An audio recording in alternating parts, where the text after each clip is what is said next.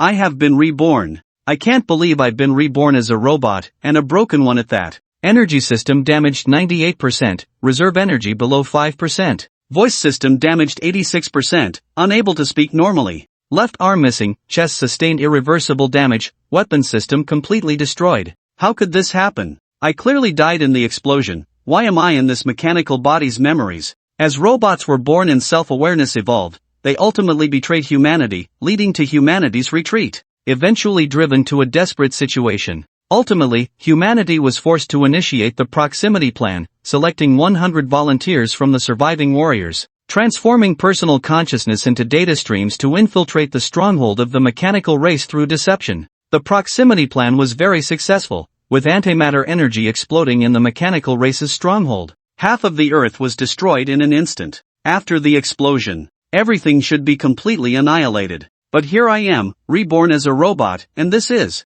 A heavy blow to my head jolted me awake. To be precise, I activated the visual capture system. In front of me stood a thin, dirty little girl, wearing tattered clothes, her face smeared with mud, holding a shovel. Instinctively, I raised my right arm and grabbed the shovel. Where is this girl? I wanted to speak, but all that came out was a crackling sound. Instead, the little girl was startled. She tugged at the shovel twice, realized she couldn't take it back, and then kicked me in the face, fierce and aggressive. Her movements were quick and decisive. My head was struck hard and smashed against the ground. The piercing sound of the system alarm echoed in my mind. The little girl's kick only added insult to my already crippled body. Poor circuit connection. Power supply is intermittent. My data stream consciousness began to blur. I sacrificed everything for the survival of humanity. In the end, I end up inexplicably dying at the hands of this brat. Stabilization of data consciousness and model matching successful. The model is severely damaged. Should I initiate self-repair? Just as I thought I was done for, the self-check system suddenly showed new changes. Self-repair capability is one of the core functions of nanobots, similar to human self-healing. No matter how much damage the robotic body sustains, the billions of nanobots that make up the body will quickly repair the wounds. The system connected instantly via simulated nerves to the nanobots within my body. However, there were only 14 of those tiny nanobots. But these 14 nanobots became my greatest hope. I felt I could still be salvaged, and without hesitation, I made my choice to repair myself. Beep beep beep, energy insufficient, energy insufficient. Full repair will lead to a system crash, with a 100% chance of death. What the hell? How can I even repair anything? I need to check how much energy is needed to repair the voice system. I quickly shifted my focus. Communication is more important right now. I must understand the current situation. Energy consumption at 0.001%, which is acceptable. I immediately ordered the repair. The energy system is crucial. Without energy, I could die at any moment. After fixing the voice system, I used another 0.5% of energy to stabilize the energy supply system slightly. At that moment, after kicking me, the little girl saw I was about to be done for and raised a rock, ready to finish off this robot for good. The rock whizzed past and hit the side of my head. The stone struck the ground next to my cheek. I shouted, I am human, not a robot. My heart raced. If that stone hit me, I could lose my head. Do you think I'm blind? The little girl scoffed. Then she suddenly realized something was off and exclaimed, wow, you're talking. Isn't it obvious there's someone else here? Looking at my metal skeleton, even I found it hard to believe. Yet, the girl said robots must die, which made me feel the need to emphasize that I am human. Ha, who says there are no humans? We are. Laughter erupted nearby, and 3 figures jumped out from behind a dilapidated low wall. Brother, we're about to get rich, said a big bearded man, grinning greedily. Brothers, be careful, this thing might be tough to deal with. Tiger Brother, equally excited, licked his lips and pulled out a handgun from his waist. This robot was dug out by me. It's my property. The little girl raised her shovel, angrily blocking my way, wanting to protect her treasure. I saw it. It's mine. Get out of my way. I'm in a good mood today, or you'll regret it. Tiger Brother shoved him aside, causing him to fall to the ground. A lanky guy on Tiger Brother's left also raised his gun, and together they advanced towards me. In the past, I wouldn't have thought much of these 3 little thugs, but now, trapped in this broken mechanical skeleton with severely low energy and my lower body buried in debris, I felt helpless. Who are you? Do you know who I am? I was just starting to see a glimmer of hope for survival, and now 3 strange guys suddenly appear. These people are like wild dogs in the wasteland, they kill and destroy, none of them are good. The little girl lay on the ground, speaking with hatred. Wow, this robot is quite smart, it even knows how to ask questions, said the lanky guy, intrigued. The big bearded man asked, isn't a living robot worth a lot? The wealthy families love to use them for show. Shouldn't we capture it alive? Nonsense. What does a robot care about being alive or dead? As long as it can still function. First, we need to ensure safety. This thing is severely damaged. Go pull it out and see if there's any danger. Tiger Brother signaled for the big bearded man to step forward. Having roamed the wasteland ruins often, the big bearded man wasn't afraid. He stepped forward and pulled me out of the mud with a strong tug. Just then, in my half-dead state, I suddenly struck back. The big bearded man was caught off guard as I pushed him towards Tiger Brother. Realizing something was wrong, Tiger Brother tried to shoot, but the big man blocked his line of sight. Meanwhile, the lanky guy was unhindered and fired his gun repeatedly. The bullets clanged against my body, but although my alloy skeleton is an outdated relic, it is exceptionally hard. Aside from leaving some white marks, they caused no damage. However, when the bullets hit the alloy skeleton, a ricochet accidentally struck the big bearded man, who yelped in pain and fell to the ground. With the obstruction gone, the lanky guy finally found an opportunity, but just as he raised his gun, a scream of despair escaped his lips. In the moment the big bearded man fell, I was already in front of him. As he raised his hand, I grasped his wrist and twisted downward, and the sound of his scream mixed with the crack of breaking bones. In the blink of an eye, 2 out of 3 fell down. The man with the long face shouted not to save anyone but turned and ran. Just as he turned, the fallen little girl appeared like a ghost, pouncing beside him. A flash of cold light revealed her expressionless face as she wielded a sharp, slender piece of metal. The man with the long face clutched his neck, a look of disbelief and resentment on his face, before he fell to the ground with a thud. I was shocked that such a young girl could be so ruthless, even more so than a gorilla. Do even ruthless robots fear killing? In the wilderness, if one doesn't kill others, one is bound to die. The girl cautiously watched me while quickly crouching down. She picked up the long-faced man's handgun and rummaged through a pile of items, stuffing them all into her clothes before standing up with a pleased expression. Whether killing or looting, the girl's movements were so practiced that it inexplicably reminded me of the saying, without her, it's like an operation. Do you want these too? If not, then give them to me. The girl found quite a bit of loot and looked very pleased, then turned her gaze to Tiger Brother and the bearded man. As for me, she no longer dared to consider. A functioning robot may be valuable, but it was not something she could handle if her handgun couldn't kill it. Since the robot didn't intend to harm her, the girl didn't want to provoke it either. You crazy bitch, how dare you kill my brother? Just wait, I'll kill you. The girl stabbed the long-faced man, unashamedly demanding respect, which infuriated the injured bearded man, who began to curse loudly. I kicked him over to the girl and said, here, this is for you. Now tell me, where is this place? The mechanical tribe has been wiped out. No, this is District 16. What mechanical tribe? I've never heard of it. The girl happily accepted the bearded man and, amidst his screams and curses, sliced his throat with a knife. Her movements were still so practiced that it made my eyelids twitch. However, having walked through mountains of corpses and seas of blood, I didn't feel too guilty. What surprised me more was the girl's claim that there was no mechanical tribe in District 16.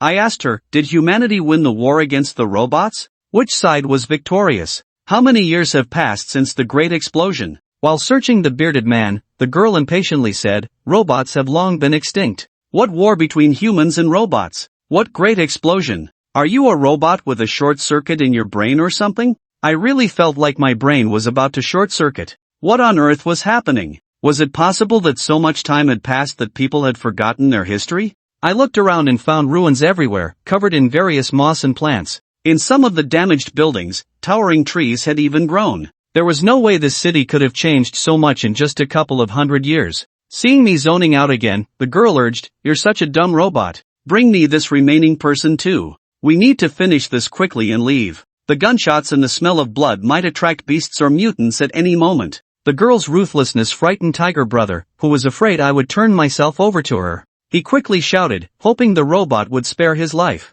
Feeling neglected by humans and forgetting my inner sorrow, I stepped on his head, pressing his face into the ground and rubbing it against the dirt, causing him to whimper in pain. The girl told me there were no human cities. I clarified I meant those that recorded human history. I desperately wanted to understand where I was. What exactly happened after the Great Explosion? You want to go to a human city? The girl was somewhat surprised, looking at me seriously for the first time, clearly puzzled. Why can't this robot go? I replied. Most importantly, I urgently need to recharge. Without energy, I could shut down at any moment. This broken mechanical skeleton creaks everywhere and feels like it could fall apart at any time. The girl looked at me as if I were an idiot. Are you trying to get yourself killed? You're so dumb. If you keep this up, you won't even make it to a human city. You'll probably be scrapped for parts. I tried my best to speak normally, but this damn antique deformity could only produce basic electronic sounds, lacking any emotion. Robots were born, gained self-awareness, and sought to eliminate all living beings on Earth.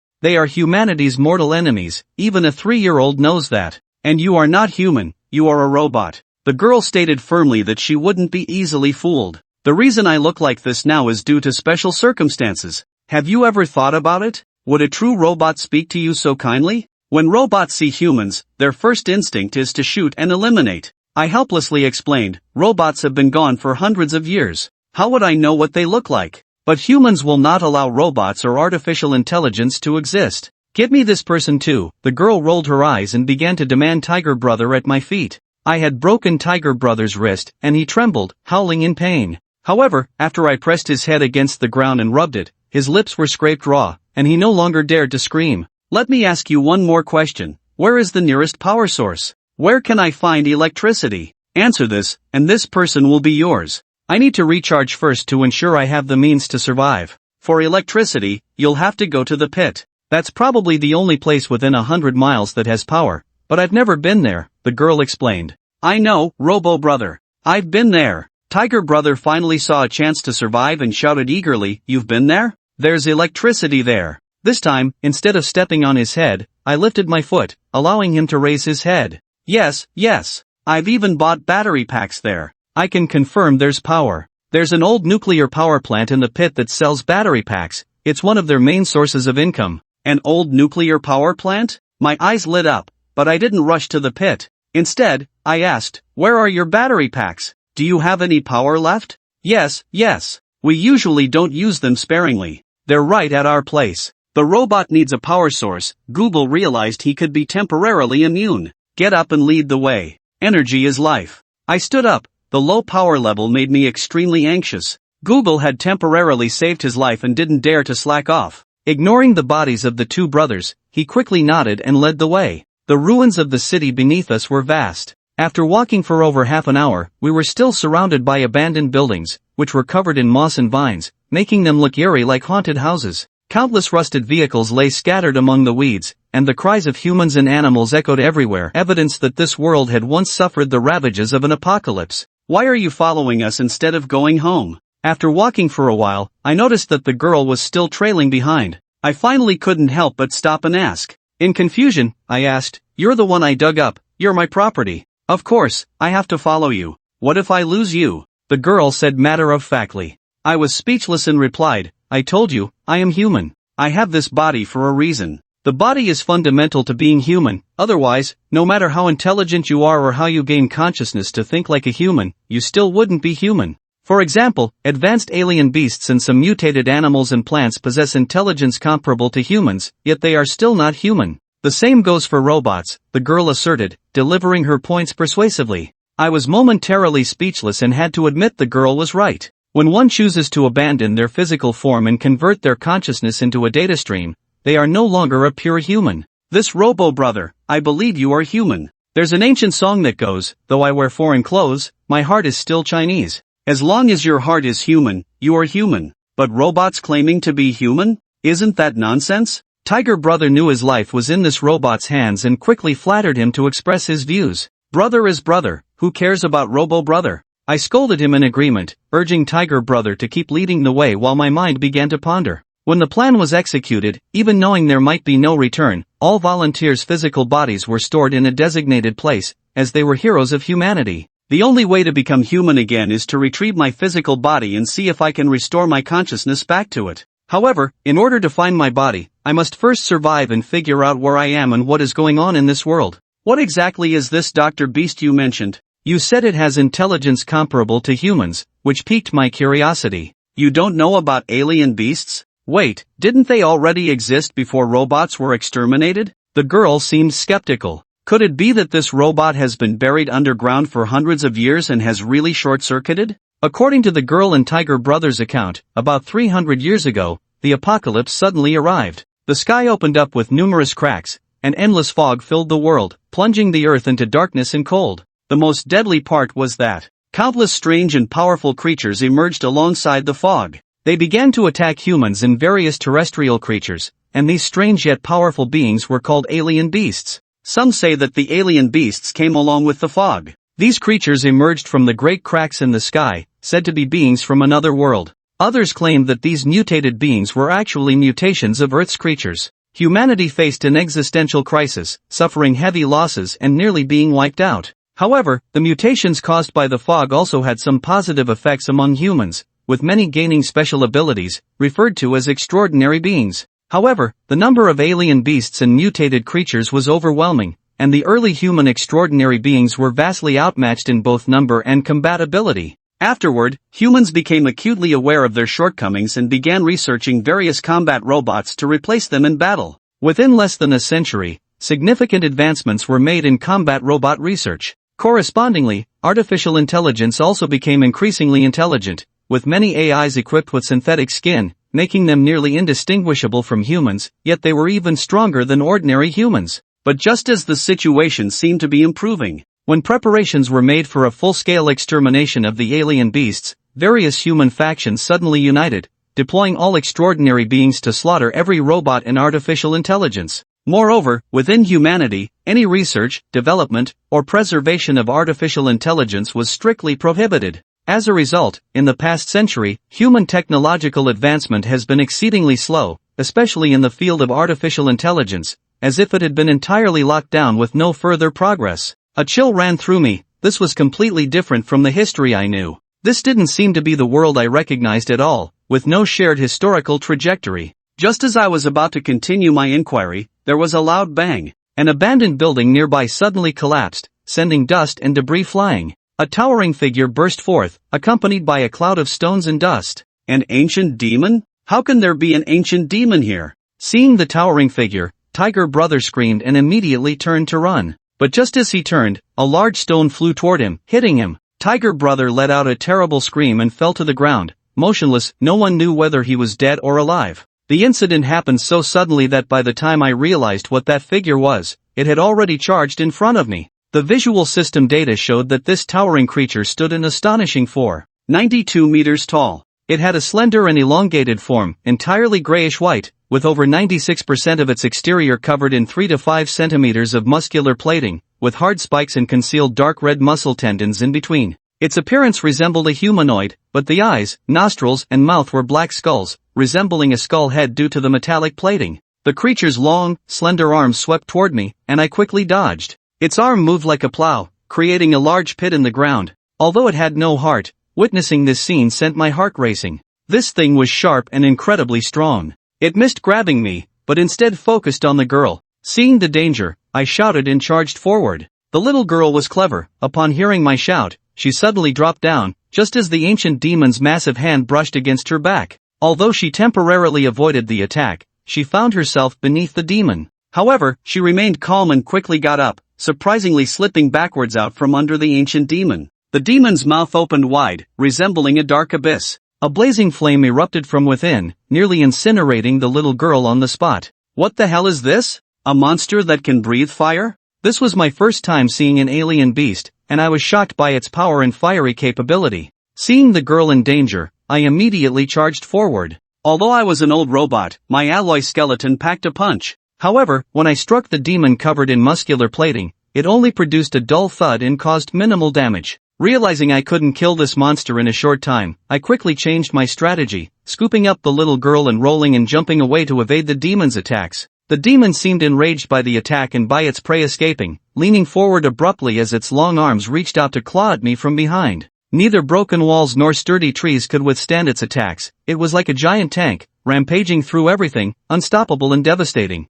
Flames shot from the demon's mouth, relentlessly chasing the two of us. My alloy body was not significantly affected by this kind of fiery attack. However, the little girl was just an ordinary human. If she were hit by the flames, she would be severely injured or worse. I held her in one arm, shielding her against my chest to protect her from the flames behind us. The demon was tall and fast, and with my energy running low while carrying the girl, I was swept aside by a claw from the ancient demon, crashing into a nearby abandoned building with the little girl in my arms. I braced myself to protect the little girl as we landed, sliding a few meters before quickly getting up and darting out from the other side of the building. The demon followed us into the abandoned building but found it somewhat constricted. Its large body couldn't maneuver well in the cramped space, rendering it limited in movement. Seizing this opportunity, we widened the distance, weaving through the framework of the abandoned building. Then, using a tree that had grown from within the building, we jumped onto the collapsed structure next door, temporarily escaping the demon's pursuit. "Run as far as you can."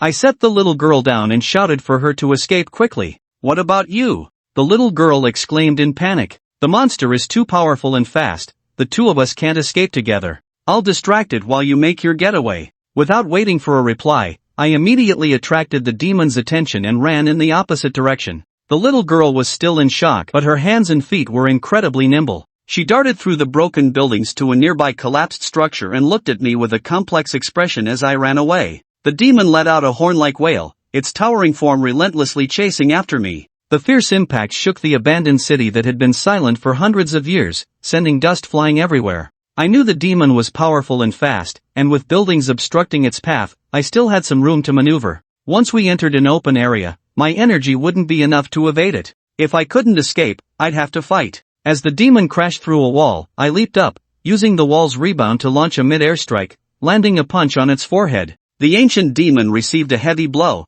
its head jerking back uncontrollably. At the same time, it expelled a torrent of flames. With only one arm, my agility and coordination were significantly compromised. I was directly hit by the flames, crashing into the wall and falling from the building. The ancient demon casually pushed aside the vines and debris in front of it and jumped down after me, grabbing me as if I were a toy and throwing me away once more. "Hey, monster!" Seeing me crash into the ruins, the little girl, panicked and unsure of what to do, shouted. The handgun she had taken from the long-faced man was now put to use. The little girl gritted her teeth and fired several shots at the ancient demon. The gun went off, but the bullets went who knows where. However, it served its purpose. The shouting and gunfire successfully drew the demon's attention. After rummaging around in the ruins and not finding me, it turned directly toward the little girl. The massive body moved with incredible agility. The bone demon, like a giant ape, used both hands and feet to swiftly climb the walls. The gaps between buildings and the towering walls posed no obstacle to it at all. Just as the little girl had mustered the courage to shoot, she was horrified to see the bone demon lunging at her. Overwhelmed by fear, she turned to flee. But at that moment, she saw Zhou Chen's figure appear, running along the back of a building, quickly approaching the bone demon. Seeing Zhou Chen attempt to ambush the bone demon, the little girl felt a surge of determination, suppressing her fear, and abandoned her chance to escape, continuing to fire her gun in an effort to distract the bone demon and create an opportunity for Zhou Chen. The bone demon climbed up a broken wall, using its hands and feet with force, suddenly leaping off the wall onto a beam, preparing to pounce on the little girl from above. At that moment, Zhou Chen seized the opportunity, leaping out and landing directly on the bone demon's back, gripping the triangular protrusion on its right side to stabilize himself. The sudden attack on its back forced the bone demon to temporarily abandon its assault on the little girl, turning instead to scratch at Zhou Chen on its back. However, having learned from the previous encounter, Zhou Chen was more alert this time, knowing that such an opportunity was rare. He continuously swayed behind the bone demon, avoiding its attempts to shake him off.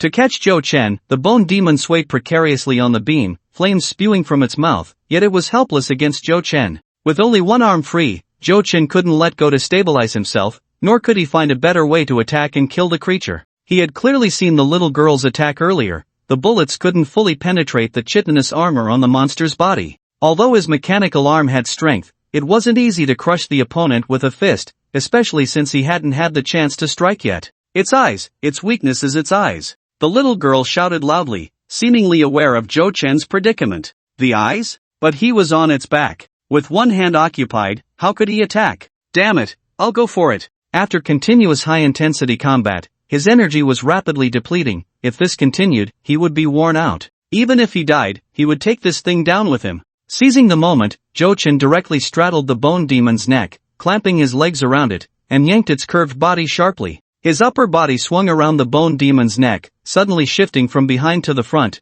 and his only free arm swiftly stabbed into the bone demon's left eye socket. The bone demon, still scratching behind it, had no idea Zhou Chen would launch such a surprise attack. Suddenly struck hard, the bone demon let out a wail, but its fierce vitality did not allow it to die immediately. In pain, it angrily spewed forth flames. Zhou Chen was hit directly by the blast, the immense force sending him flying. He didn't know what he had grasped in the bone demon's brain, but he held on tightly. As he flew away, that mass was dragged out from the bone demon's eye socket and fell into the dark pit below. The bone demon didn't last long either. After swaying a couple of times, it also toppled into the deep pit. This building had once been a very tall structure. After the upheaval, the lower part had been buried. At that moment, Zhou Chen and the bone demon fell one after the other, plummeting several floors into the dark pit. "Hey, are you still alive?" The little girl climbed over from another building, carefully gripping the vines, sliding down into the pit, and shouted in panic. But the pit was dark and damp, only allowing her to vaguely see blurred shadows. The bone demon was large and easy to spot,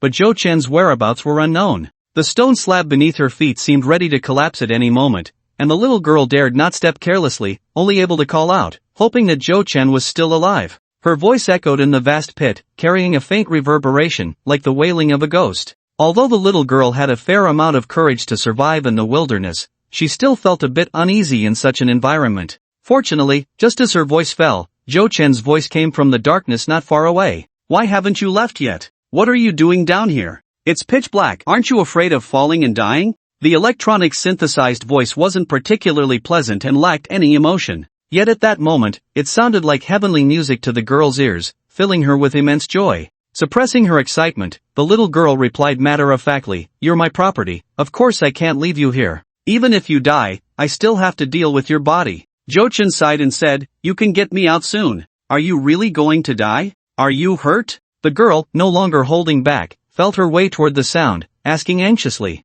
"Injuries are minor. The key issue is that in fighting that monster, my energy is about to run out. I'm afraid I won't have the chance to reach a human settlement." Originally, there was still 5% energy left, but now it had dropped to less than 0.5%. With this little energy, not to mention fighting, even walking would be difficult. This old model had a pitifully low energy reserve, and the damn thing kept leaking power. The number of nanobots was too few to fully repair it in time. Back in the day, those mechanical beings that fought against humans for nearly a century had long since surpassed chemical and nuclear fission energy, achieving the functionality of small nuclear fusion reactors, with energy that was nearly limitless. Especially after the birth of nanobots, the mechanical beings had made tremendous breakthroughs in the application of antimatter energy. If it weren't for the success of the Human Spiritual Realm project, if they had delayed for another 5 or 10 years, humanity would have truly faced extinction at the hands of the mechanical beings. The advancement of technology often leaps forward after reaching a certain level.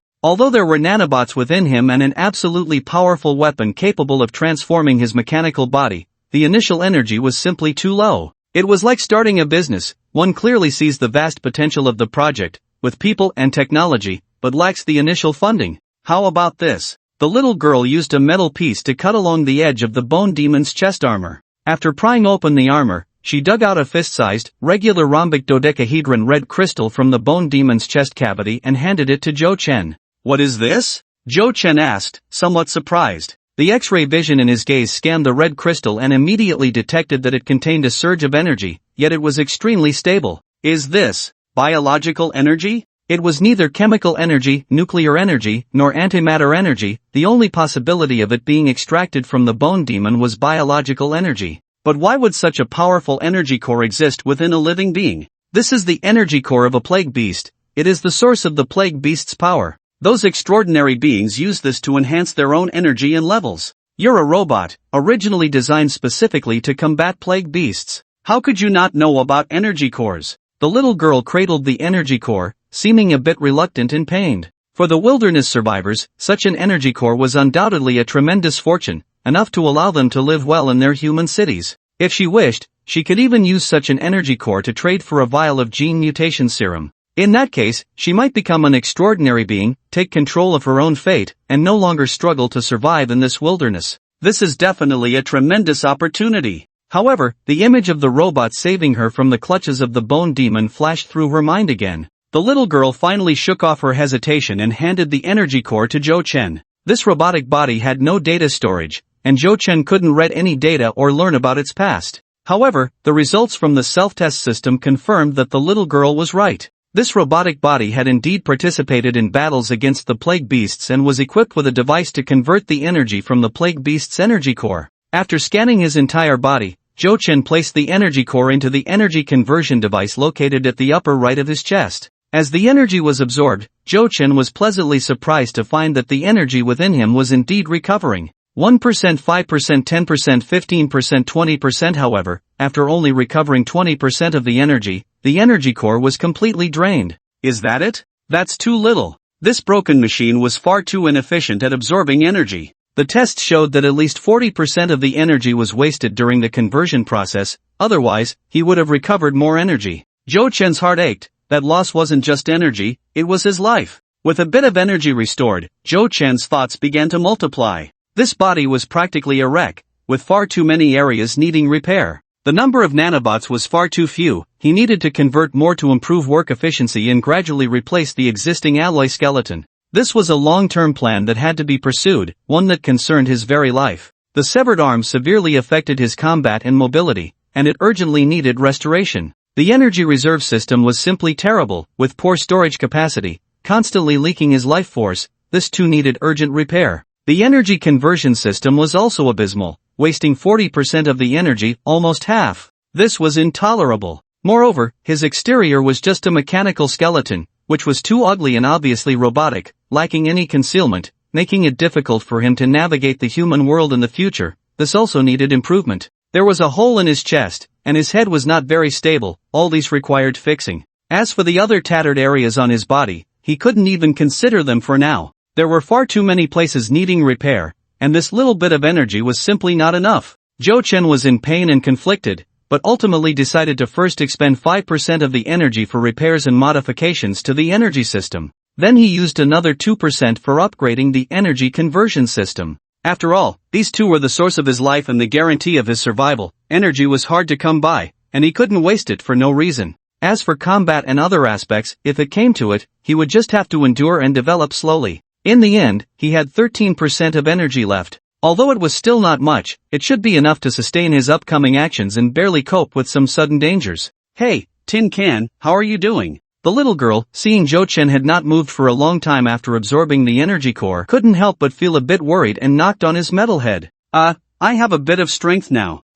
Don't knock, my head might fall off. There were too few nanobots, and the modifications couldn't be completed immediately. Zhou Chen was anxious but helpless. It is a bit loose. Do you want me to find some nails to help secure it? The little girl said enthusiastically, wanting to show off her handiwork. But Zhou Chen shook his head in refusal. No need. Alright, after knowing each other for a while, I still don't know your name. Zhou Chen pushed aside the stone on him and climbed up from the ground, his eyes shooting out two beams of light that instantly illuminated the entire underground space, bringing brightness to the darkness. My name is Dong Mai. Wow, can a robot's eyes also serve as a flashlight? That's so convenient. Does the robot have a name? The light in the darkness made Dong Mai very surprised. At her age, it was the first time she had seen electric light in the dark. Everything in the darkness was so clear under the glow. She had heard that in those divine cities, the lights were bright and never ceased day or night. Of course I have a name, I told you, I am human. But you are a robot. My Dong insisted, a robot's name should be a number, so I'll call you 9527.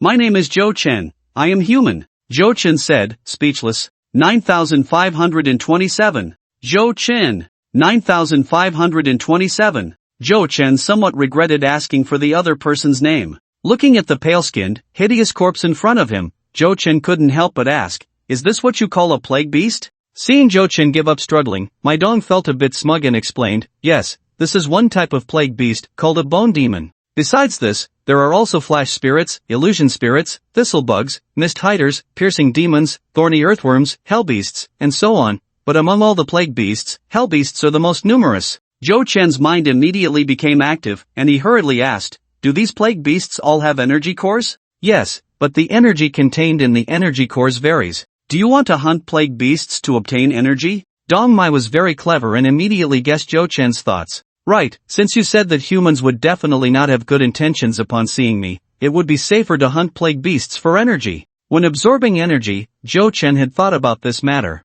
His current self-defense ability was still relatively weak, and based on the information provided by Dong Mai, recklessly entering a human gathering place would be tantamount to seeking death. Since that was the case, hunting plague beasts seemed more reliable. As long as he could survive and develop for a while, with the nanobots around, he could definitely evolve to become even stronger. Not to mention, at the very least, he could completely evolve into a nanobot. Once he became a nanobot, he would be nearly immortal. In the future, even if he encountered humans, even those powerful extraordinary beings that Dong Mai mentioned, he could walk with confidence. You almost couldn't defeat a bone demon, let alone other plague beasts. Zhou Chen's fantasies were beautiful, but he was immediately slapped in the face by Dong Mai's ruthless words. Among the plague beasts I just mentioned, only the illusion spirit is slightly weaker. Any other type is not weaker than the bone demon and all have special abilities. If you want to hunt them, that's purely seeking death. Next time, you might not be so lucky that I happen to save you. Zhou Chen smiled slightly, not caring about Dong Mai's blows and mockery. He had already simulated the battle process in his mind hundreds of times, and he had an extremely precise analysis of the bone demon's movements, speed, and strength. This was the advantage and benefit of being a robot. Now that he had more energy and was better prepared, encountering a bone demon again would definitely not be as difficult as before. If he could kill 2 or 3 more bone demons and obtain enough energy, after enhancing and evolving himself, his strength would at least double.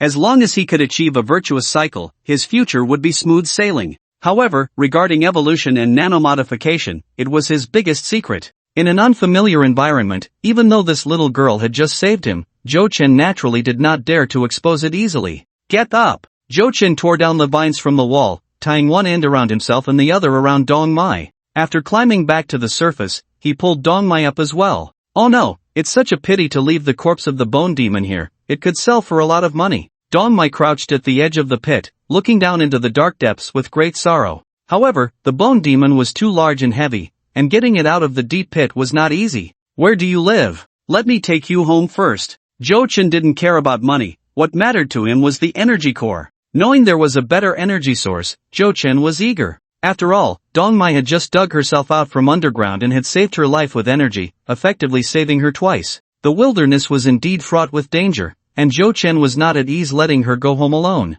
Keeping a secret did not mean being ungrateful or losing one's humanity and kindness. But Dong Mai was not pleased and immediately retorted, "Are you going to abandon me? Abandon you? I'm going to hunt the plague beasts. Do you want to come with me?" Zhou Chen was speechless. How had this little girl stopped being afraid of him and instead wanted to cling to him? Either you come home with me, or you take me to hunt the plague beasts. I told you, you are my property, and we must stick together. Dong Mai said firmly, but inside, her heart raced, fearing that this robot might suddenly turn on her and kill her. In the legends of the wilderness, robots were considered enemies of humanity, just like the plague beasts, and were targets to be eliminated. Although 9527 was different from the robots in the legends, their time together had been short, and Dong Mai was not very sure of his temperament and character. Aren't you afraid of dying? It was so dangerous just now, weren't you scared? Dong Mai was only as tall as Zhou Chen's chest, and from his elevated position, he could see her bright black eyes reflecting the glow of his blue electronic eyes.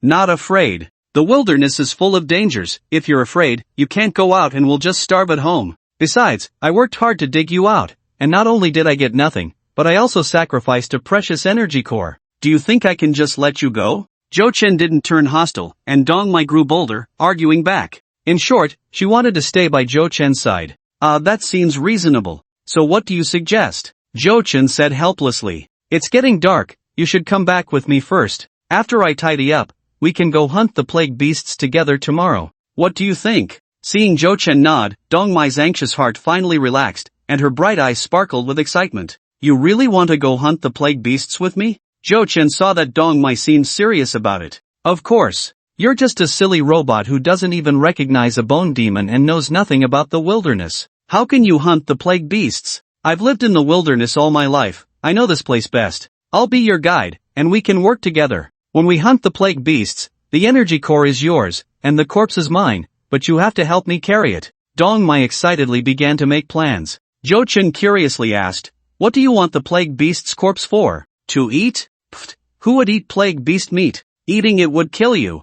I want the plague beast's corpse to sell for money. Seeing that Zhou Chen no longer opposed her, Dong Mai knew he had agreed, and she became more lively, speaking more casually. Zhou Chen was even more puzzled and asked, if plague beast meat can't be eaten, why would anyone buy it? Although plague beast meat can't be eaten, it's an important material for making gene mutation potions. It's said that the stone plague beast still has remnants of the mist it inhaled during the Great Rift period inside its body. Scientists extract these special substances from the bodies of the plague beasts and combine them with certain special drugs to create gene mutation agents. You don't even know what a gene mutation agent is, do you? Seeing Zhou Chen nod, Dong Mai continued, You're really stupid, you don't know anything. Except for those extraordinary beings that mutated during the Great Rift period, all the extraordinary beings that came later were born through the gene mutation agents. So, extraordinary beings are divided into innate extraordinary beings and acquired extraordinary beings, and this gene mutation agent is the key to nurturing acquired extraordinary beings. Zhou Chen understood now, but a new question arose, and he asked, if that's the case, wouldn't humanity be invincible as long as this gene mutation agent can be popularized? Dong Mai rolled her eyes, further convinced that Zhou Chen was an idiot, and then explained, it's not as simple as you think. First, the extraction of gene mutation agents is extremely difficult, requiring a vast amount of resources, and the yield is very low, making it impossible to supply the entire population. Currently, these agents are mainly supplied to wealthy and powerful people in places like the Divine City, while wilderness survivors like us have no chance of obtaining them. Unless we save enough money or exchange special treasures, like the energy cores of plague beasts. Secondly, taking gene mutation agents carries certain risks. A slight mistake can lead to the user's death. The lower the quality of the gene mutation agent, the lower the success rate of mutation, and the higher the failure and mortality rates. It is said that D-grade agents have a success rate of 20%, C-grade agents 40%, B-grade agents 60%, and A-grade agents as high as 80%. Generally speaking, the gene mutation agents that we wilderness survivors can purchase are the lowest grade, D-grade agents. But even so, obtaining a bottle of D-grade agent is not that easy. We dig for herbs in the wilderness to sell, risking our lives at any moment. Even if we are lucky enough not to die, the money we accumulate in a lifetime won't be enough to buy a bottle of D-grade agent. So, you're working so hard to earn money just to get a gene mutation agent and become an extraordinary being? Dong Mai spoke passionately about gene mutation agents, her eyes sparkling, and she clearly knew much more about this than anything else. Zhou Chen roughly understood that this little girl probably had an extreme desire for gene mutation agents. The energy core of the plague beast could be traded for gene mutation agents, and recalling how Dong Mai had given him the energy core earlier, Zhou Chen's feelings for her softened considerably. Of course. If I can't become an extraordinary being, I'll just be a loach in the wilderness, struggling in garbage and mud. But the world is so big, I want to see it all. Only by becoming an extraordinary being and mastering powerful abilities can I roam freely and realize this dream. Dong Mai was filled with fantasies, and her words became much more cheerful. Influenced by Dong Mai, Zhou Chen's mood also improved significantly, and he cheerfully said, alright then, let's hunt the plague beasts together. Let's go see how Brother Tiger is doing. Ah, that guy is really cunning. He actually took the opportunity to escape. Back at the place where they were initially attacked, there was only a pool of blood on the ground, and Brother Tiger's figure had vanished without a trace, leaving Dong Mai somewhat frustrated. If he ran away, then let him go. We originally caught him for the power source, and it's not that urgent now. Zhou Chen said nonchalantly, with an alternative energy source, Brother Tiger was no longer that important. Moreover, Zhou Chen had changed his mind. He didn't plan to enter the human world until the simulated skin was repaired. But Dong Mai shook her head. No, we must catch him, otherwise, there will be big trouble in the future. Are you saying he will bring people? Zhou Chen was slightly taken aback, immediately understanding her meaning. The robots have been gone for over 100 years. You are the first ancient robot that can still operate normally. Even if you just sell this news, you could probably make a fortune. Surviving in the wilderness is not easy. He definitely won't let this opportunity slip by. Dong Mai had long survived in the wilderness and understood the survivors their best. In this place, there is no morality or humanity, let alone any laws. Everything is for the sake of better survival. Zhou Chen shook his head and said, he probably wouldn't dare to come back. Coming back is like seeking death. He might not dare himself, but he can bring people with him. Those extraordinary beings, the scavengers in the mines, once they get the news, they will probably swarm out. Dong Mai said eagerly, extraordinary beings? Zhou Chen finally realized the seriousness of the problem. If they were just ordinary humans, he would only need to hunt 2 more infected beasts and evolve a bit more, and he could probably ignore them completely. But the extraordinary beings in this world, a group that had slaughtered intelligent robots and possessed superpowers, he didn't want to confront them head-on without truly understanding them first. Especially since he was in such a ragged state, just surviving was already difficult enough. Alright, since that's the case, let's go catch this guy. For his own safety, Zhou Chen didn't dare to be careless, and the two immediately took action. Zhou Chen was a robot, and his visual system had capabilities like X-ray vision, light enhancement, and multiple imaging. Whether it was day or night, he could observe clearly, and even the tiniest changes would be captured and magnified by his visual system for comparison and analysis. Earlier, in the underground pit, he had used his eyes as a flashlight mainly to take care of Dong Mai. Now, using this super strong visual ability to track the bloodstains and footprints left by Tiger Brother was a piece of cake. But what surprised him was Dong Mai actually had a very strong tracking ability. With just her naked eyes, she could accurately determine the direction Tiger Brother had fled. I've survived in the wilderness since I was little. This skill was developed from a young age. Otherwise, I would have died in the wilderness long ago. In fact, most of the survivors living in the wilderness have this ability. Perhaps sensing Zhou Chen's confusion, Dong Mai explained while cautiously moving forward. You don't look very old. How could your family let you come out at such a young age? Zhou Chen asked casually. Dong Mai fell silent for a moment, and just when Zhou Chen thought she didn't want to talk, she spoke again.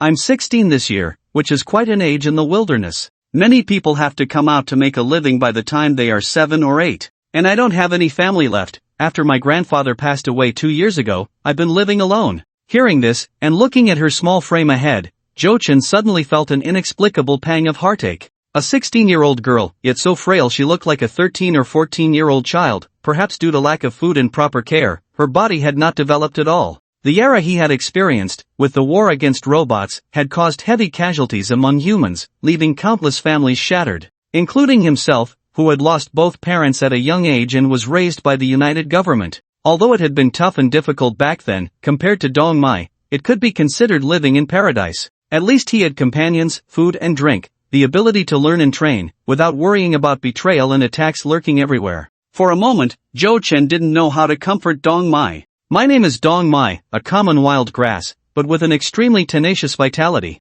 My grandfather said that no matter what difficulties I encounter, I must live strongly. As long as I am alive, I can always bloom beautiful flowers. Dong Mai turned around and pulled a wild grass from the ground. The wild grass has slender leaves like orchids, with long, thin stalks growing in the middle, adorned with tiny blue flowers. It looks quite ordinary, but is very pleasing to the eye. Is this winter wheat? It's beautiful, Zhou Chen sincerely praised. Do you like it? Then, I'll give you this one, Dong Mai said, playfully inserting the wild grass along with the flowers into the gap of Zhou Chen's chest wound. Her muddy face brightened by a smile in her dark, shiny eyes. Tell me about those extraordinary beings. What's going on with them? Looking into those beautiful eyes, Zhou Chen suddenly felt an overwhelming urge to protect her. However, he said nothing and did nothing, allowing the wildflower named Dong Mai to sway in the wind against his chest, before changing the subject. To survive better in this world, the topic of extraordinary beings was unavoidable. The more he understood in advance, the better he could face it. Zhou Chen had not been in this world for long, but he had already heard Dong Mai mention extraordinary beings many times, yet he did not know much about the specifics. Extraordinary beings are divided into innate and acquired. I've mentioned this before. I don't actually know much about other aspects. I've only heard that extraordinary beings are categorized into many types based on their abilities. Generally, they can be divided into elemental, perception, mutation, rule, energy, mental systems, and so on. Different extraordinary systems have different abilities, and even within the same system, the abilities vary. Extraordinary beings have different abilities and are also classified into different levels. It is said that extraordinary beings, aside from having significantly different strength, speed, perception, recovery, immunity, and lifespan compared to ordinary people, are ranked from weak to strong in 6 levels: Alpha, Beta, Delta, Epsilon, Gamma, and Omega. Last year, when I was selling herbs in the small market, I saw an extraordinary being who could control flames. He could make the flames dance everywhere. It was truly amazing. Dong Mai had always longed to become an extraordinary being, so she was quite knowledgeable about this aspect. Just like explaining gene mutation potions in detail, when introducing extraordinary beings, Dong Mai was animated and spirited, as if she were an extraordinary being herself. Seeing her like this, Zhou Chen smiled and said, "Are the corpses of plague beasts valuable? In the future, we can hunt plague beasts together.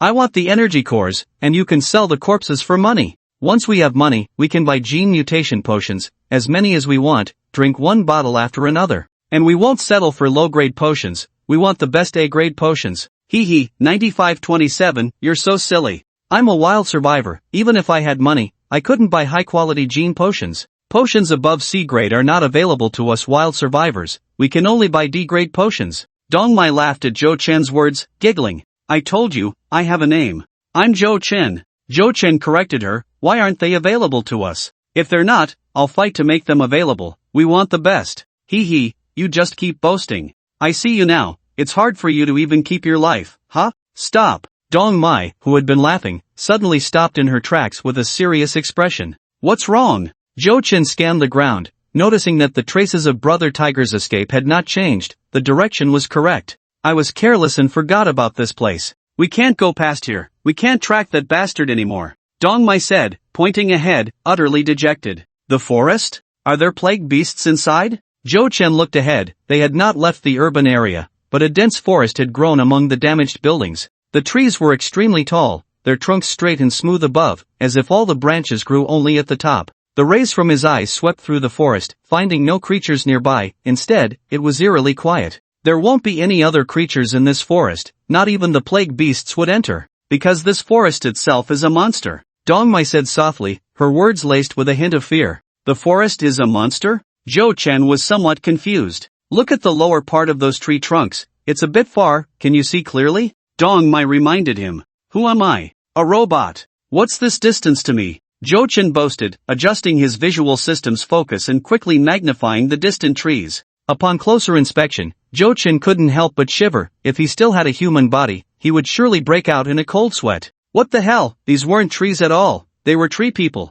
To call them tree people wasn't entirely accurate. It was more like a combination of human and tree, or rather, trees growing on human bodies. In the forest ahead, at the base of each tree trunk, there was a human torso. These human torsos were fused with the trees, the trunks and roots piercing through the human bodies and facial features, creating an extremely terrifying scene. Because he looked closely, Zhou Chen could see that these tree people were not truly dead. At least, the trees were so tall that the human bodies beneath the roots had not rotted. Some even wore tattered, dirty clothing. What is going on? Zhou Chen felt horrified, as if he had accidentally stumbled onto a horror movie set. Dong Mai shook her head and said, I don't know the specifics either, but they say this blood tree forest is the result of humans sacrificing themselves to demons during the Great Rift period. Sacrificing to demons? Zhou Chen was bewildered. How did demons come into this? Was the world really this chaotic? It's just a legend, not necessarily true. They say they sacrificed themselves to gain immortality and avoid being hunted by the plague beasts.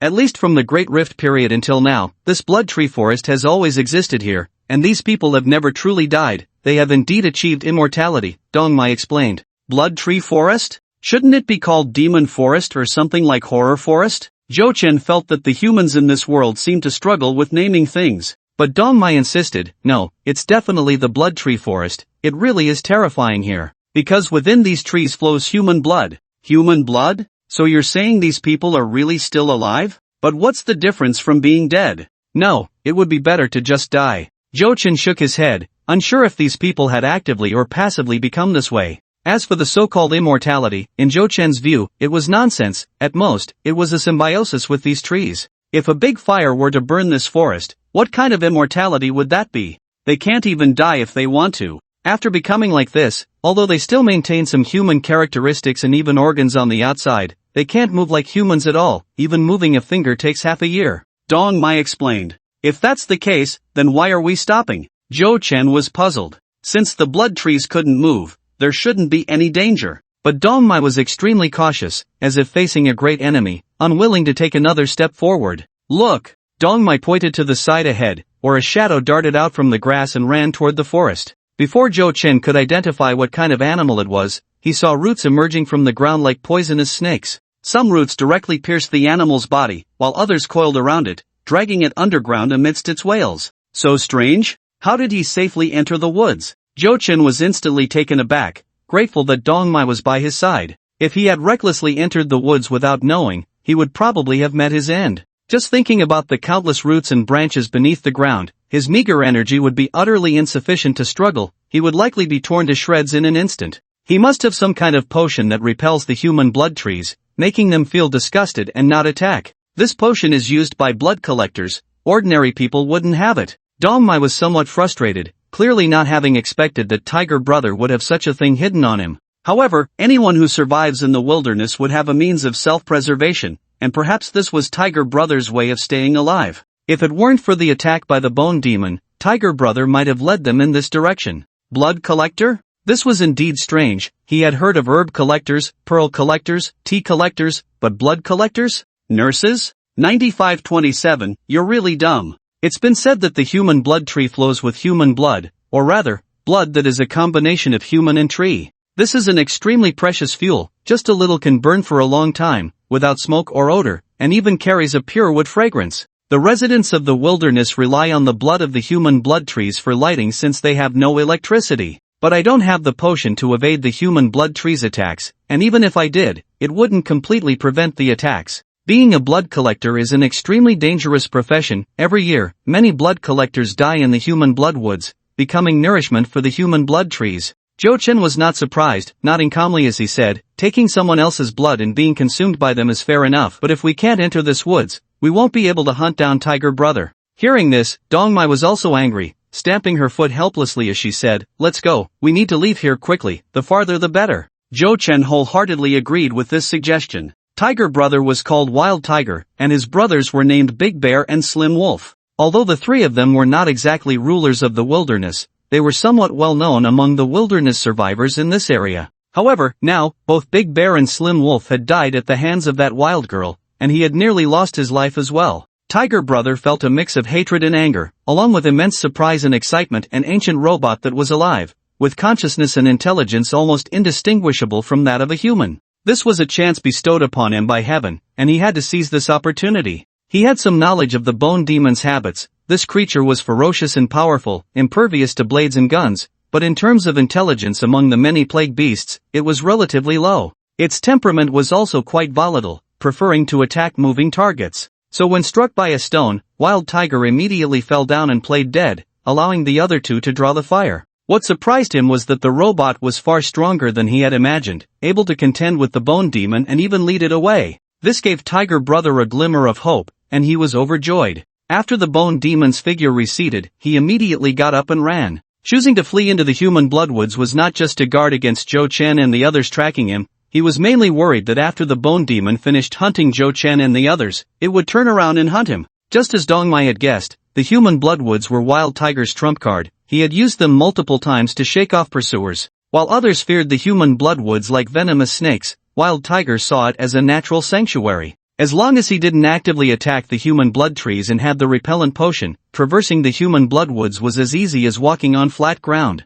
After leaving the blood tree, the Wild Tiger, ignoring his own injuries, immediately ran towards the nearest small market. The so-called small market is actually a trading place set up by some large powers and families in relatively safe wilderness areas. Establishing small markets in the wilderness is not out of a desire to care for or aid the wilderness survivors, it is primarily for their own interests. Although the wilderness is dangerous, it also harbors a wealth of resources. Various rare herbs, the blood of the blood tree, and so on, are all scarce resources. Especially during the time of the Great Rift, the wild herbs that mutated due to the influence of the mist are important materials for producing gene mutation agents. Even the great divine cities are in urgent need of them. Setting up small markets in the wilderness only requires a small amount of food and some everyday supplies that the divine cities look down upon, allowing the lowly wilderness survivors to risk their lives to gather herbs in exchange. This is undoubtedly a highly profitable business. Additionally, the existence of these small markets is also one of the ways for the major families and powers to delineate their territories and monitor their domains.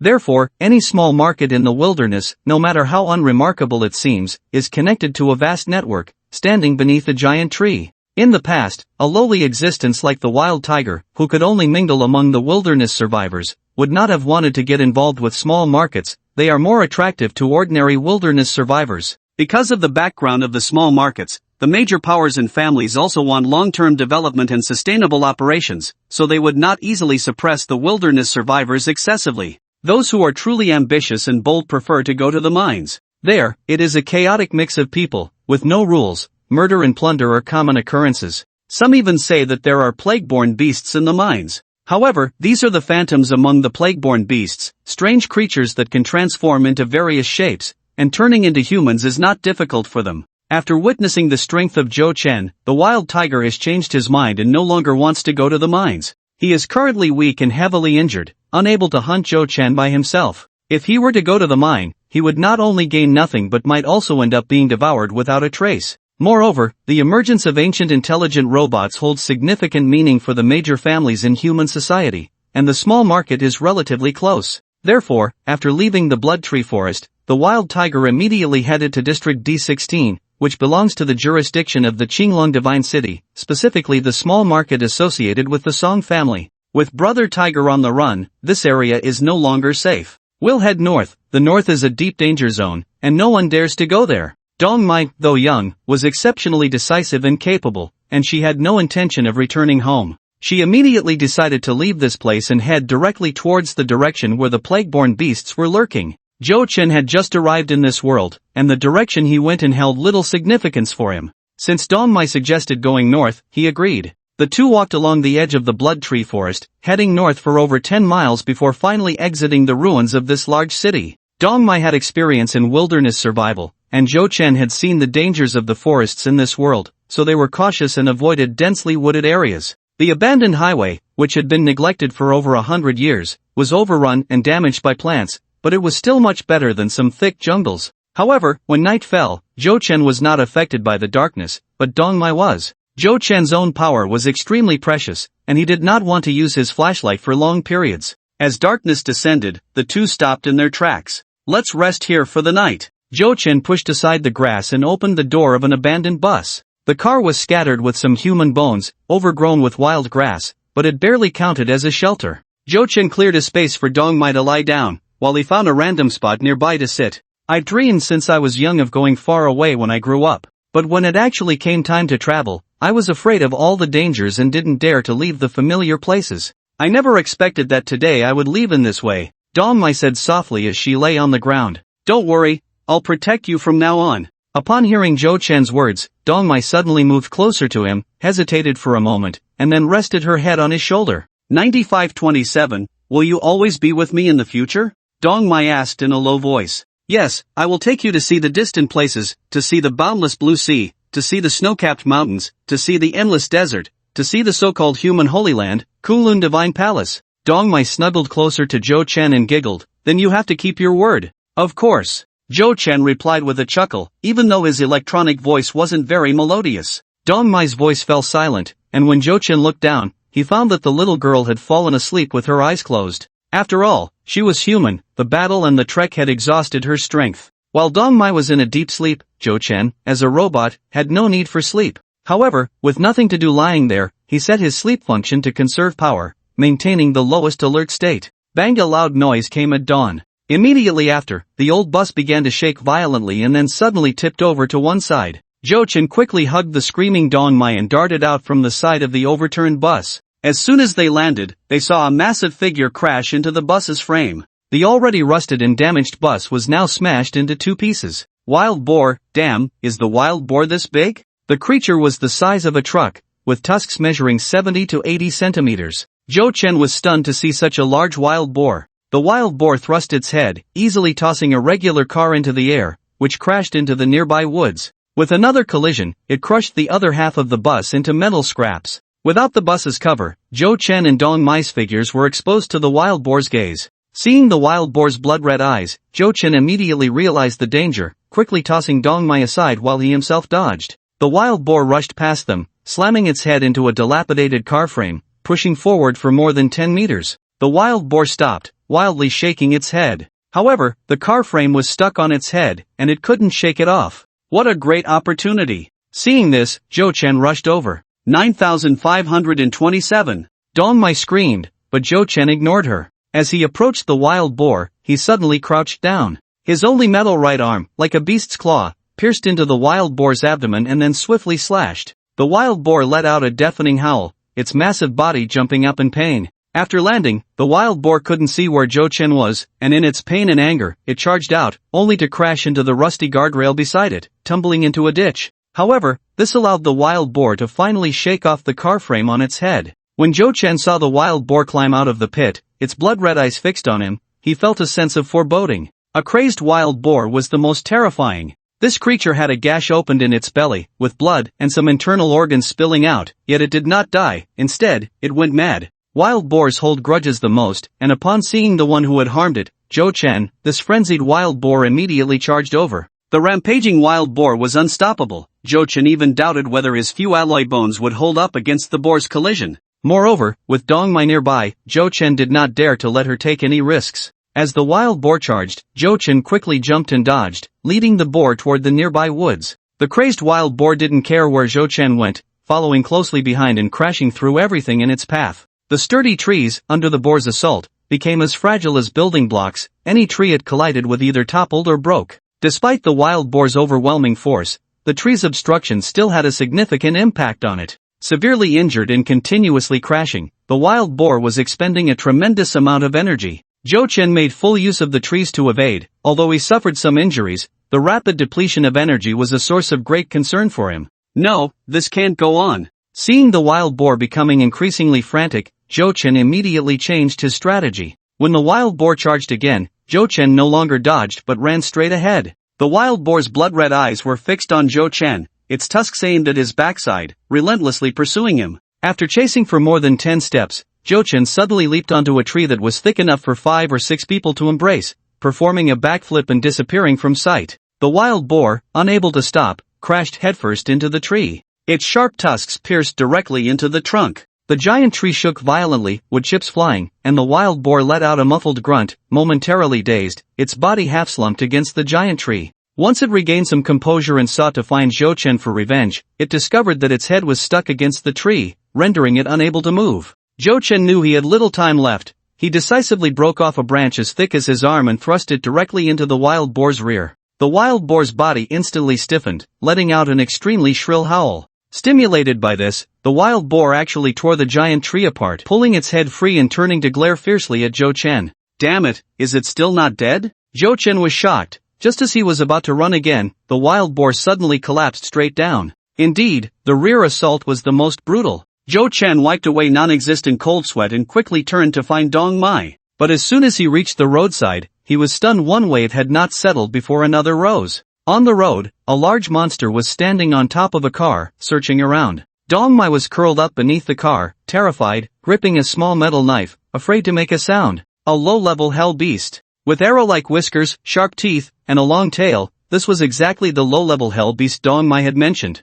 Hey, monster, over here. Seeing Dong Mai about to be exposed, Zhou Chen shouted loudly in a panic. The hell beast immediately turned its head to look at Zhou Chen. Compared to the wild boar's impulsiveness and recklessness, this hell beast was much calmer and more sinister. It jumped down from the car and slowly approached Zhou Chen, its gray eyes scanning him, seemingly assessing his level of danger. As the hell beast drew closer, Zhou Chen could see its appearance more clearly. The upper half of this monster's head bore a face resembling that of a human, but beneath this eerie visage was a large mouth full of sharp teeth. On the back of its neck, there were 2 long, whip-like antennae, with arrow-shaped tips. Although the antennae were soft like whips, they were exceptionally tough, usually drooping, but when faced with an enemy, they would rise like a venomous snake, waiting for the right moment to strike. At the same time, these antennae were key to distinguishing the ranks of hellbeasts. 2 antennae indicated a low rank, 4 indicated a high rank, 6 indicated nobility, and 8 indicated royalty. Above the royal rank, it was said there was a queen of the hellbeasts, primarily responsible for reproduction.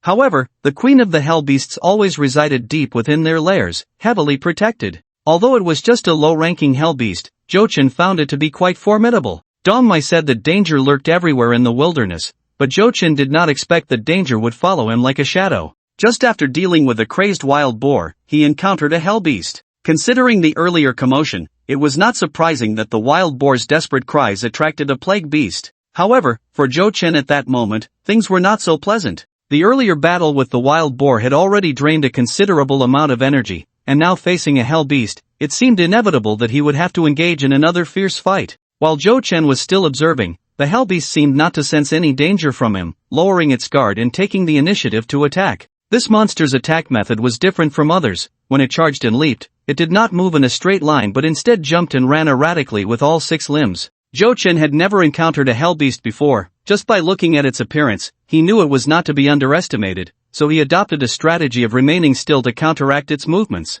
Only when the beast opened its large mouth and lunged at him did Zhou Chen quickly dodge and punch towards the side of the hellbeast's head. As a robot, Zhou Chen possessed considerable strength. Although the hellbeast was massive, it was still deflected off course while in midair, crashing into the side. Be careful! Just as Zhou Chen thought he had evaded this attack, he heard Dong Mai shout beside him. Before Zhou Chen could react, one of the antennae on the hellbeast's neck shot into his body like lightning. However, what the hellbeast did not anticipate was that this sharp attack, which had killed countless prey, would now only pierce through emptiness. Although the antenna had entered Zhou Chen's body, it felt as if it had no effect at all, passing through the hole in his chest and then wedging itself into the gaps of his metallic skeleton. The attack was ineffective. The Hell Beast landed on the opposite side, turned around, and looked at Zhou Chen with confusion, unable to comprehend what had just happened. "Are you okay?" Dong Mai, seeing Zhou Chen get hit by the Hell Beast from a distance, hurriedly wanted to run over. Zhou Chen quickly waved his hand and shouted, "Don't come over, I'm fine."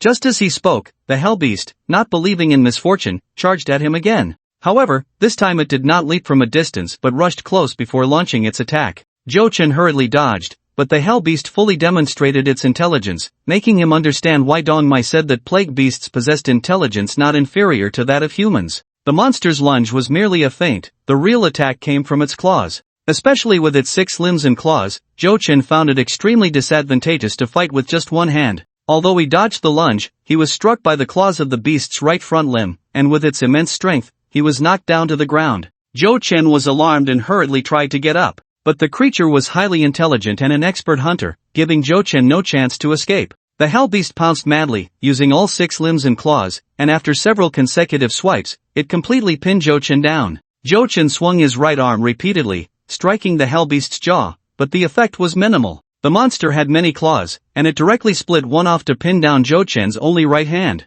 Then, lowering its head, it bit down on Zhou Chen's shoulder, aiming to cripple his ability to attack. However, it did not expect that Zhou Chen's entire body was made of alloy bones, incredibly hard. This bite, exerted with all its strength, not only failed to crush Zhou Chen's shoulder but nearly shattered its own teeth instead. The Hell Beast raised its head, looking at Zhou Chen with some suspicion. On its mechanical head, 2 electronic eyes glowed blue, appearing particularly strange in its gaze. Thus, the Hell Beast changed its target and opened its mouth wide to bite at Zhou Chen's head. Damn it! Zhou Chen was both shocked and furious to be bitten on the head by this monster, yet he felt utterly helpless. The Hell Beast's mouth was enormous, swallowing Zhou Chen's entire head in one bite, but the result was the same as before. It couldn't bite down at all. What was going on? The Hell Beast was also bewildered. It had never encountered such a situation before. In the past, no matter how tough the prey was, it could always tear off a piece of flesh, but now although it couldn't bite down, the Hell Beast was unwilling to give up. It switched to another set of teeth and continued to gnaw at Zhou Chen's head, drooling profusely, covering Zhou Chen's head and face,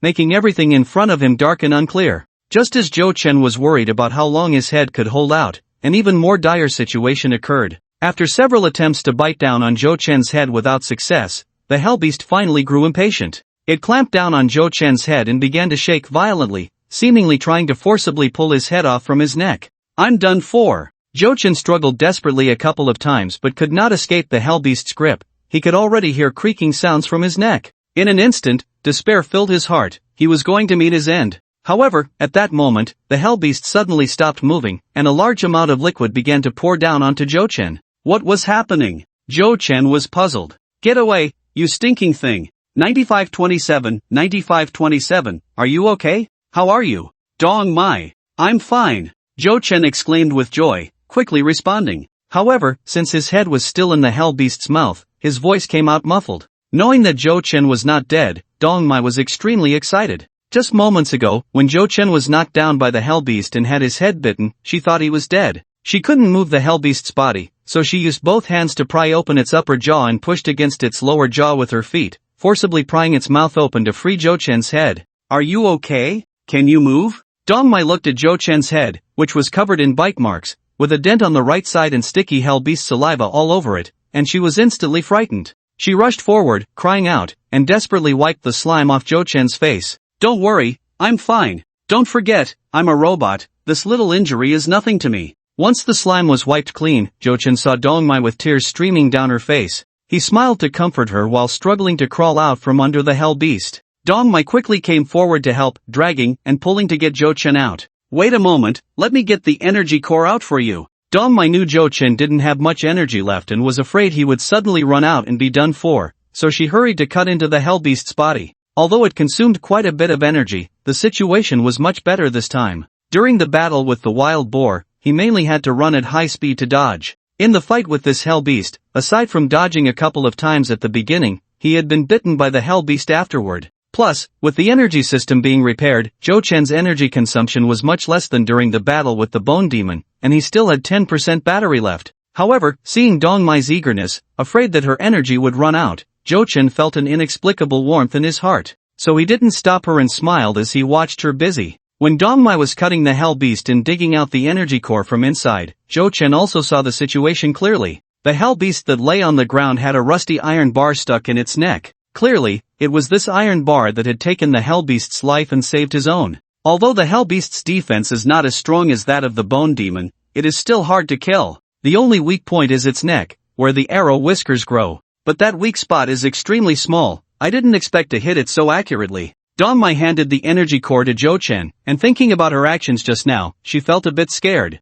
In the future, when you encounter danger, don't be so impulsive. This Hell Beast is not something you can handle. Zhou Chen also felt a sense of fear regarding Dong Mai's actions and quickly reminded her. With her frail body, a casual strike from the Hell Beast could take her life. But when Dong Mai heard Zhou Chen say this, she immediately became unhappy, pouting and saying, "Humph, who says I can't handle it? I killed this Hell Beast." Zhou Chen was left speechless. If it weren't for Dong Mai just now, he would have been done for. However, this epidemic beast is only low level. If it were a high level one, it probably wouldn't be so easy to deal with. Dong Mai reminded again. The fight just now caused quite a commotion and left a bloody scent. It might attract other epidemic beasts or mutated animals. We should leave here quickly. Zhou Chen had fully recognized the dangers of this world, where monsters were everywhere, far more troublesome than dealing with robots in his previous life. So after taking the energy core and placing it directly into the energy conversion device, Zhou Chen did not wait for the energy conversion to complete but hurriedly called for Dong Mai to leave.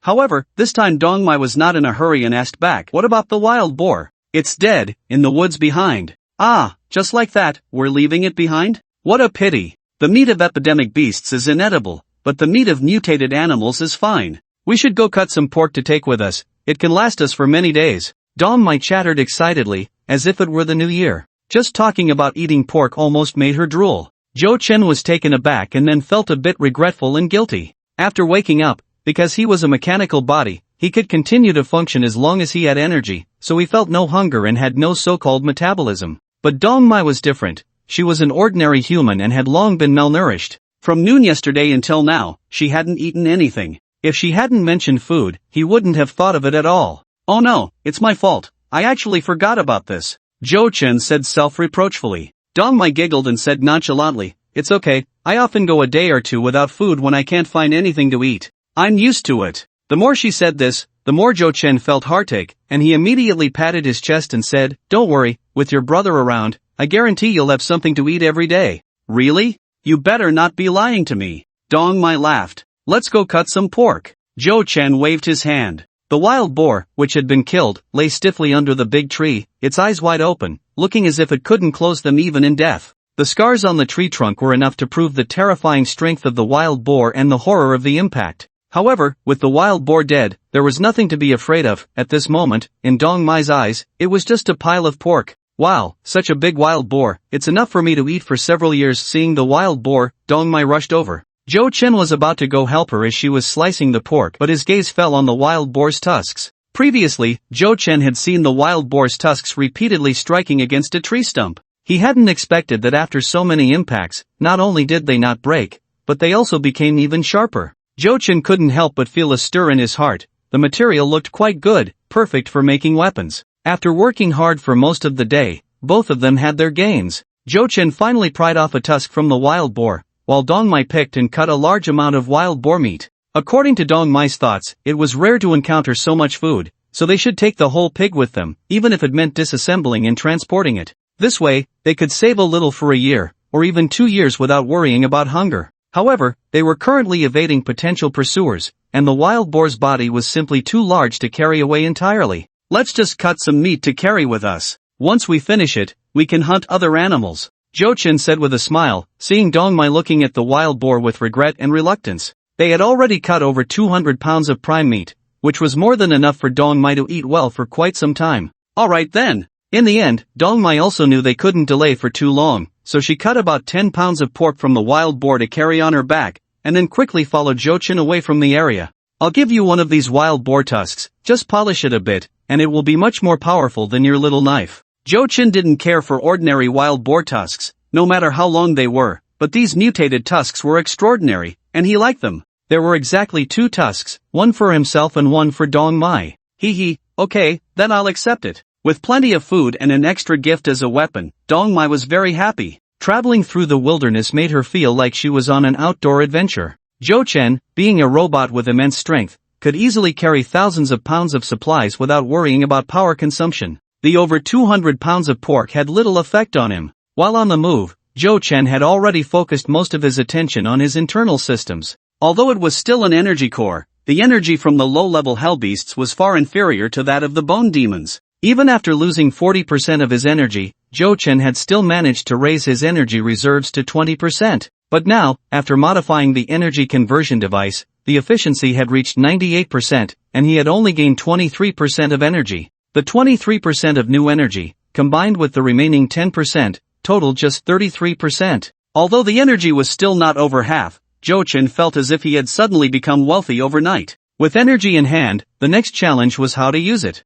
The previous battle, especially the gnawing from the low-level plague beasts, had left Zhou Chen's head battered and disfigured. However, he couldn't afford to care about his appearance for now. He had to use the energy on the blade's tip, or else the next time he encountered danger, he might truly lose his head. As a robot, he had inherent advantages and conveniences, allowing him to record everything that happened at any time. He had documented the battles with the wild boar and the low-level hellhounds, repeatedly comparing and analyzing them. This was a good habit he had developed in his previous life as a human when fighting against the mechanical race. Only by continuously analyzing opponents could he find their weaknesses and improve his combat skills. Although the wild boar was fierce, its combat methods and techniques were relatively simple. As long as speed and strength matched, there was nothing to fear, and he could even toy with the wild boar. However, hellbeasts were different. They were not weaker than mutated wild boars in size, and they were powerful and fast, with more attack methods and greater cunning.